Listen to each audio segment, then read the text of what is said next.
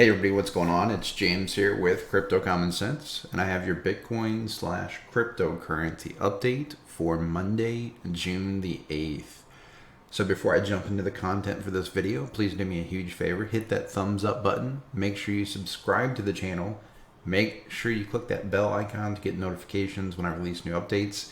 And if you haven't already, make sure you join the Patron. You can find a link down in the description. That'll give you access to more frequent updates. So let's talk about Bitcoin. It's been an interesting week. I didn't do a whole lot of trading this week. I actually took a little bit of time and took everything out of my office, ended up redoing the floors, ripped out all the carpet, which was really messing with my allergies, and put down laminate flooring, the stuff that looks like hardwood, but it's really, I don't know, pressed wood or something. I don't know. So getting the office put back together, got my main desk set up, my main computer set back up, and we'll be setting up my second desk and my trade computer today, so that'll be fun.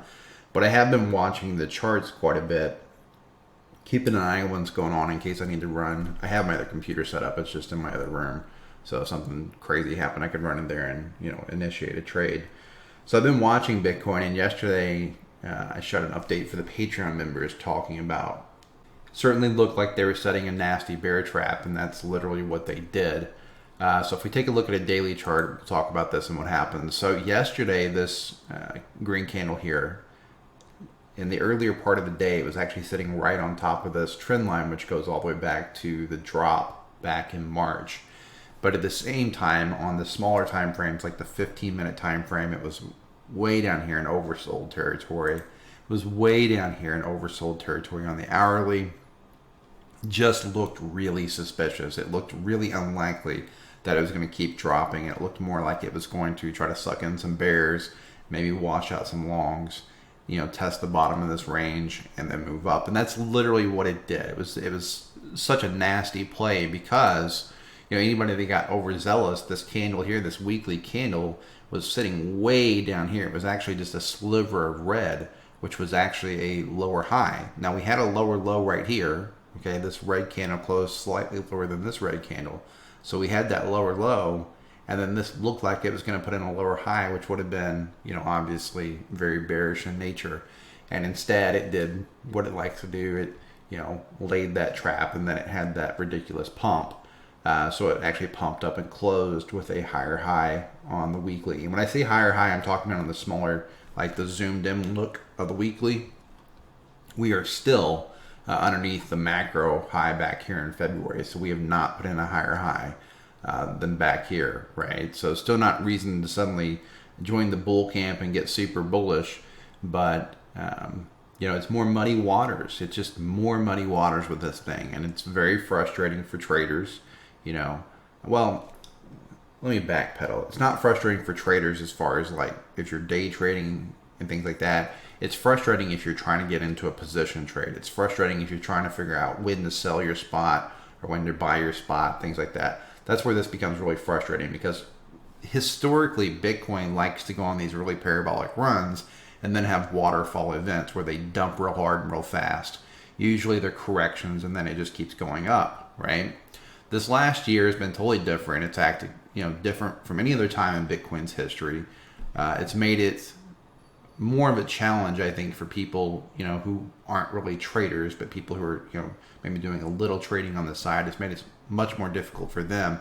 And it's really broken its past, behaviors. So with Bitcoin, a lot of people look at the past and say, well, this is what normally happens, or this is what should happen, and that's really what technical analysis is based on, is past performance. But the problem is Bitcoin is, while it's 10 years old or 11 years old, whatever it is, what is it, 12 years old maybe? I don't know. I think it came out in 2008.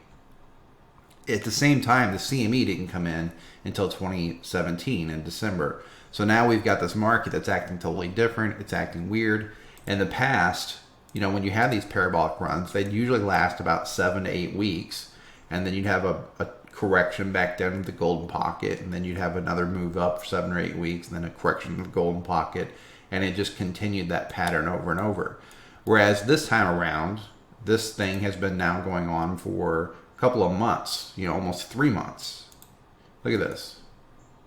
We are now 91 days, or 13 bars, so 13 weeks from this drop back in March. And over that time, it's actually pumped up 170%, which is silly ridiculous, right? If it wanted to go up 170%, it would have been much healthier if it went up in a normal type of pattern. Instead, it just went almost straight up, which is, of course, what we know is called parabolic. And parabolic movements typically retrace at least 80% in a healthy market. Now, if this is a bull market, that's what I would expect, is an 80% retracement. If it's a bear market, then this is all bullshit.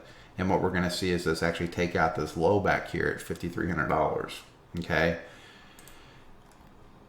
So let's measure this up real quick. We'll throw some Fibonacci levels on there. If we do get an 80% retracement, that's going to put price down here around 51.72. And that could be on a tail. It doesn't have to be on a close. It could be on a tail. Okay? So if we put a 200-week moving average on there, you know, the 200-week moving average is actually curling up here. It's getting close to the golden pocket. But, you know, if this is a bull market, it could still throw a tail down there, fill in this 80%, and then start moving up. And if you guys remember several months back, you know, probably somewhere in here or maybe in here, I said that I thought this would probably go down, throw a tail down to fill in this gap, and then move up. What changed? You know, why didn't I get bullish when that happened? COVID-19, period. That's the only reason I didn't get bullish back here. Had this happened in different circumstances and COVID-19 wasn't being, you know, pushed in our face throughout the media, and, you know, the stock market hadn't crashed and all that kind of stuff, I would have been very bullish. I'd have been loading up on spot Bitcoin back here. But, you know, with all the unknowns, I decided to play it safe and not load up back there. But, you know, if we can go down here and we can get a tail to throw down to this 80%, right, and then close back above the 200, I would probably be pretty bullish. I would probably be looking to buy some spot Bitcoin. You know, I can't say 100%, but I would say 95% I would be looking to buy spot Bitcoin. But again, that's, you know, that's the macro picture. How long it takes to get there, it's hard to say. You know, we keep looking at all this data and we keep looking at all this stuff going on in the world, and it's a little frustrating. Makes me angry, if I'm being completely transparent, because, you know, we were told over and over and over how deadly Corona was, and I bought into that because my family is an at-risk family. You know, I have asthma. My daughter has asthma. We had to take her to a specialist, you know, dozens and dozens of times in her life. My wife has some health conditions. So all three of us are at risk. So when they start coming out saying, if you've got these health conditions, you can't go outside, you can't do this, you can't do this, you know, we're listening to them, trying to take these precautions. And you have this group of people, I'm not going to get political, but you have this group of people who are pushing this narrative and pushing this narrative. And, you know, they're wanting police to keep people at home. Now you have those same groups of people out there protesting in the streets, you know, thousands of people deep, shoulder to shoulder. Half of them don't have masks on, and we're not seeing any reports of mass COVID-19 outbreaks. So I understand COVID-19 has a, you know, incubation period. It could take up to a couple of weeks to show up. So maybe it just hasn't started showing up yet. But I gotta say, if we don't start seeing coronavirus outbreaks, I'm gonna be pretty pissed off, right? And not because I want people to get sick, but because it flat out means the government lied to us, which isn't shocking, right? I'm not a big conspiracy theorist, but I'm also not a sheep. I don't believe everything the government says. But if we see all these people protesting like this and people aren't getting sick, that means they shut the economy down for nothing. That means they closed all these businesses for nothing. You know, it's like I went for a drive last night with my wife and daughter. We're driving by the local movie theater. Still closed. You still can't go see a movie, right? But you can go out there and stand in a crowd of 1,000 people without a mask. No problem, right? Half the restaurants here still aren't taking dine-in customers. That's a huge problem. But you can go out there and stand in a crowd of 1,000 people. I mean, it's ridiculous. Like, this narrative that's been painted is ridiculous. And I don't know what to believe. You know, I don't know whether we should be wearing masks or not wearing masks. And more importantly, you know, for the video, I mean, for myself, I'm more worried about the mask than I am the market. But, you know, and when I say worried about the mask, whether or not I should wear it. But when we're looking at the market, how the hell do you predict what's coming when you don't know whether or not the data is real?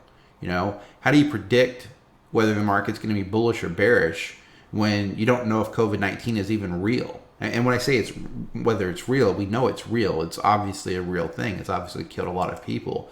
But, we don't know whether it's the real threat that it was made out to be, right? So if it's not a real threat, if it's not the threat that it was made out to be, if it really is just a severe flu, right, then these businesses should be opening like crazy. They should be hiring. Unemployment should drop drastically. All these things should start happening.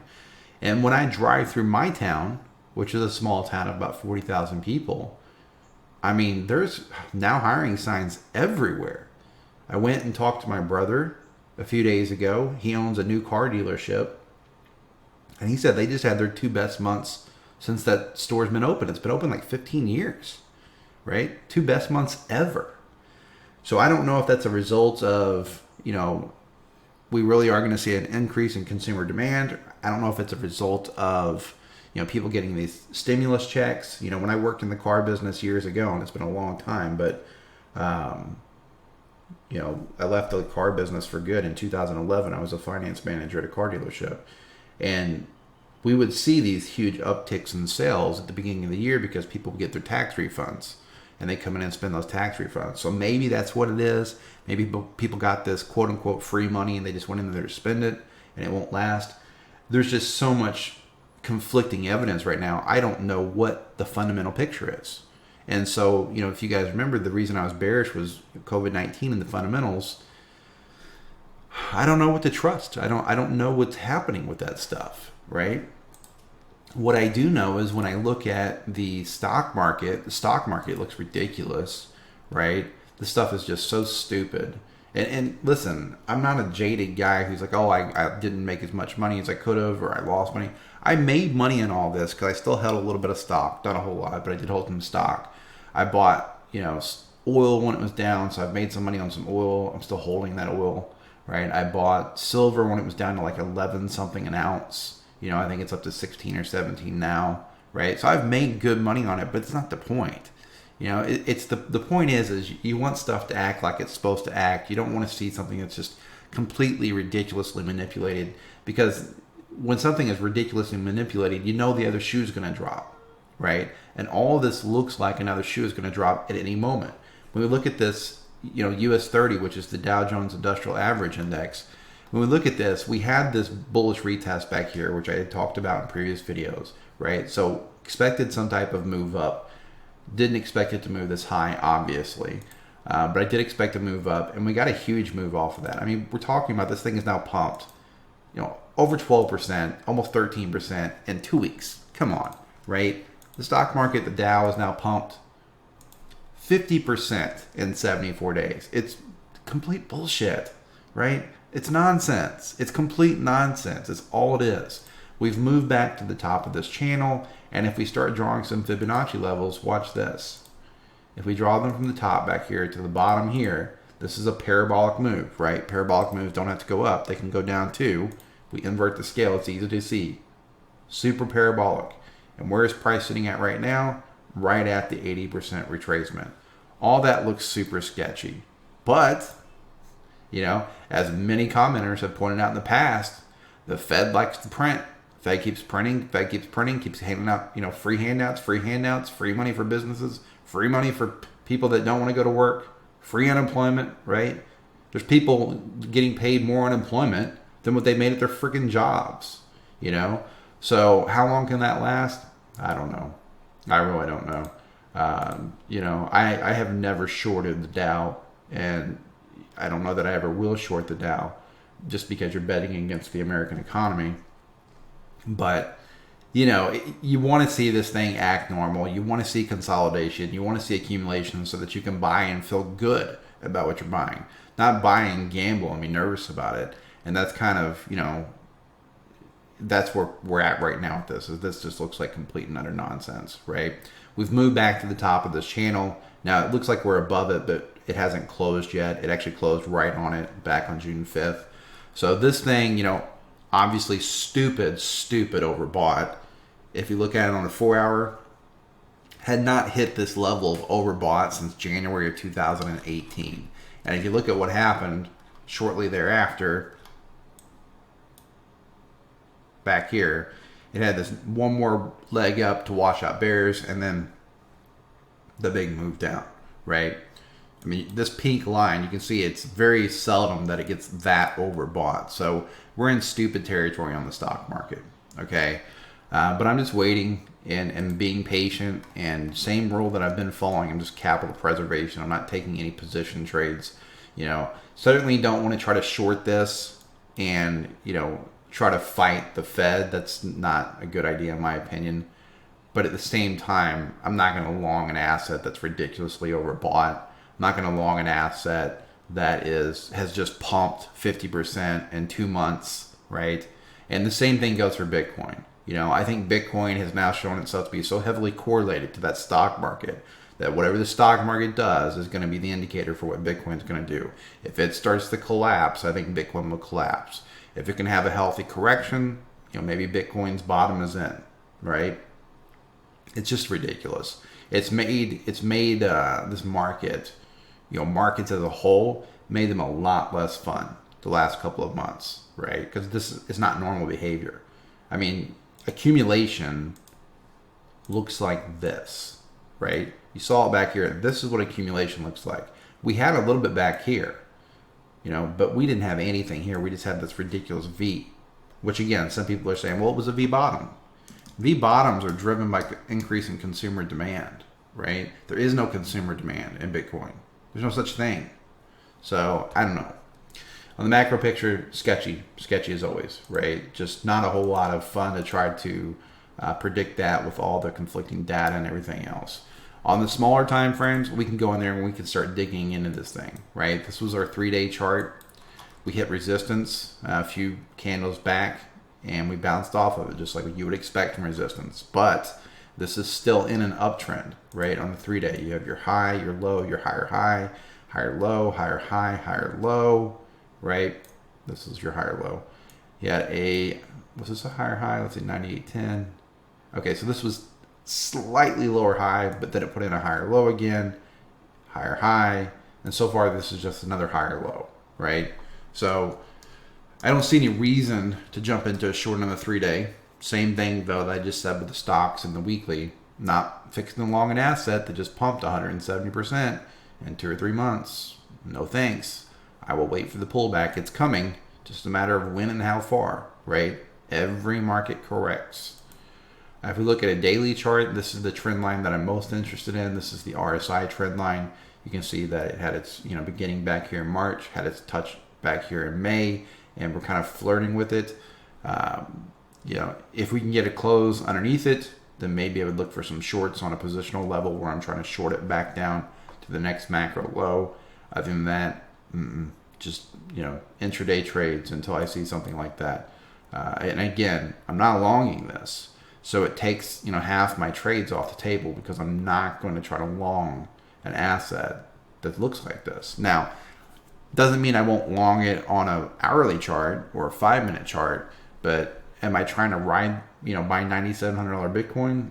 No, not going to happen, right? If we look at this and start drawing some resistance, so here's our support. Our resistance would look something like this. And suddenly we have a potential triangle. Okay. So as always, there's your lines in the sand. Here's your bear line. Close below that would be bearish. Here's your bull line. Close above that would be bullish. Close above the red line, I would expect a further move up, right? Maybe back to 10K, for example, to try to wash out some more bears. If we look at the volume is obviously getting weaker, right? It's not really weak. I mean, it's got pretty decent volume, but nothing compared to back here during this breakout, nothing compared to this breakout, nothing compared to this breakout, so on and so forth, right? The interest, you're not seeing a whole lot of retail running into buying $9,700 Bitcoin right now. We draw some trend lines on price. Don't really have much of a trend line, right? That doesn't really look like a trend line to me. It just looks like 2 points that are connected. This looked more like a trend line. My magnet's on. And if we draw that, that was broke. Almost looks like a bearish retest right here. If we throw out that tail way back there and we start drawing one that's a little bit less steep, then we had a trend line that looks something like this. And again, looks like a bearish retest right there, okay? But I don't love either of those. I liked this for a short play, for a smaller time frame short play, but there's just not a clear trend line. It's too parabolic, right? It's too parabolic, and that's the problem. It's just a parabolic move. So I don't trust it. Maybe that's just my bearishness that just won't allow me to believe that this thing can go straight up. But historically, it doesn't go straight up, ever. You can go back in history and look, all the way back to 2010, and it just corrects time after time after time. And it doesn't typically go up 170%, right? It's a ridiculous move. There's something weird about it, right? As far as, the smaller time frames, this was the 6-hour chart. You can see here it had a nice bullish retest and bounced off of it. So that wasn't all that strange. So if we look at a 4-hour chart, we had this thing look like it might be putting in some kind of triangle. Instead fell out of the bottom of it, came up for a bearish retest, and just moved sideways, right? We still have this, I don't even know that I would call it a liquidity gap, maybe, right? If this was just a red candle by itself, I would say, hey, this is a liquidity gap that needs to be filled in up around 10,087. But it's kind of hard to say that because we just had this straight up and then this straight down. This looks more like it was filling in this, right? But maybe it does want to fill in some liquidity there. Maybe it does want to go in and put some volume, some sideways movement there. If so, 10,087 is the level, right? I know you guys are probably watching this video going, wow, there's just nothing that's very clear. And there's not. That's just it. There's not anything that's very clear. This thing is just ranging sideways. Look at this. It's really been ranging in this range now for, what, 8-10 days? Just in this little range? Even if you draw it to the top there, it's just stuck moving sideways. It's neither going up nor down. And ranges suck. Ranges just straight up suck. Now, if you are trading the range, it's fine. If you're longing the bottom and shorting the top, you can make money doing that. But as far as trying to predict a direction, very, very difficult to do. More luck than anything else, right? You don't really have a way to determine which way this range is going to break. You just don't. You can guess, but that's about what you're doing is guessing, all right? Because a range like this could be distribution. It could also be reaccumulation. And they look very similar. If we draw a long-term trend line, this is on a 4-hour chart from back here in April. You can see that we're obviously putting in lower highs on the RSI. So this thing has basically been moving sideways now for over a month, right? If you look, price isn't all that different from where it was in late April. Sideways movement, weaker RSI, tends to be bearish in nature, okay? If we take a look at, I haven't looked at gold lately, and obviously this isn't a channel about trading precious metals, but looks like gold has pulled back to its support level, so I would watch that with an eye. Typically, if gold starts dropping down, right, that signals that people are a little bit more confident in the market. They're not, as inclined to hedge. When gold is pumping up like that, it's typically a sign of fear, right? So fear in markets, take that for what you will. There's that saying, be greedy when others are fearful and fearful when others are greedy. I don't know that applies so much with gold, okay? And again, we've got RSI making lower highs, where price is making higher highs. So mixed bag of tricks right now. I'll try to shoot another update video for you guys this week if something breaks, right? If we get some clear direction on which way this thing is moving, I'll try to do another update video for you guys watching on YouTube and of course Patron as well. But for right now, I'm just sitting on my hands as far as the larger time frames and just waiting for some type of indication of what's going to happen with stocks, what's going to happen with this COVID-19, right? All this kind of stuff is just so muddled right now, and I'd rather be safe than sorry. All right? So with all that being said, guys, please remember that I am just some guy sitting in a spare bedroom. So nothing in this video is financial advice. Nothing in the video is trade advice. You should always seek out professional investment advice from a licensed financial advisor for making any type of investment in cryptocurrency. If you enjoyed the video, please be sure and give it a thumbs up. Make sure you subscribe to the channel. And again, make sure you check the description for a link where you can join the Patreon and get access to more frequent updates. This is James with Crypto Common Sense reminding you to please trade safe.